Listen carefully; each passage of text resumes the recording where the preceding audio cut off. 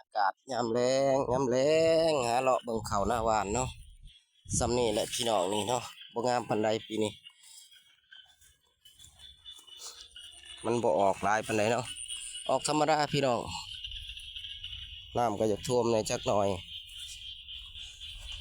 หลังจากขึ้นแต่ดำไห้ดำนาแรงแล้วหาเลาะเบิ่งเขาหน้าหวานเนาะว่ามันงามสำใดฝนก็ตกอยู่หมดมื้อเนาะพี่น้องเนาะบรรยากาศอยู่บ้านเฮาก็ซ้ำนี่แหละพี่น้องบ่มีหยังที่มาให้เบิ่งเนาะอยู่ตามทงไห้ทงนาคือเก่านี่แหละ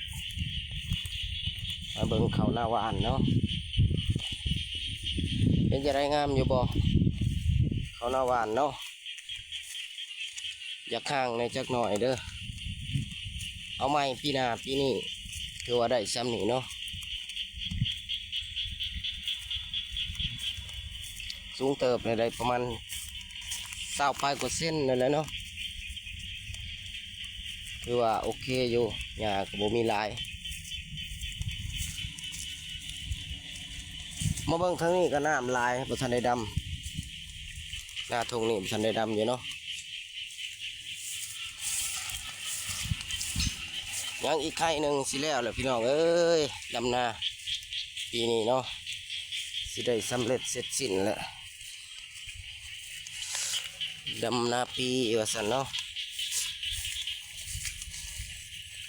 มาเลาะเบิ่งเขาซะก่อน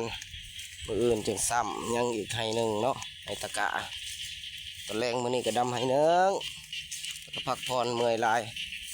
เลยย่างไปหาเลาะเบิ่งเขาหน้าหวานเนาะว่ามันได้สูงสำใดแหละน้ำก็บ่หลายปานใดบางไห้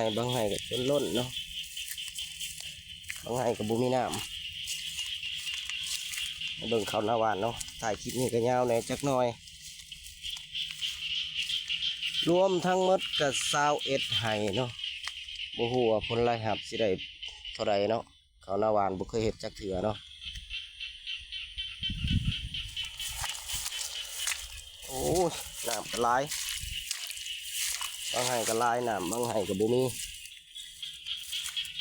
เป็นไห้สุดท้ายนะสุดท้าย2ไห้อยู่ทางนี้เนาะ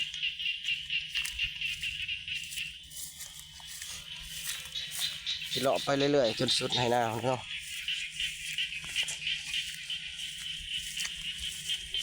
เข้าปีนี้ซ้ำนี่เลยเนาะหมดปุ๋ยประมาณอยู่สอบนี่เนาะมาหวาน20 ไปกว่าไห้แต่ยังพอได้เก็บปานใดปุ๋ยก็ซื้อไว้ทุกปีพุ่นพี่น้องแต่ราคาแต่เดือน4พี่น้องเลยเอามาหวานใส่ช่วงนี้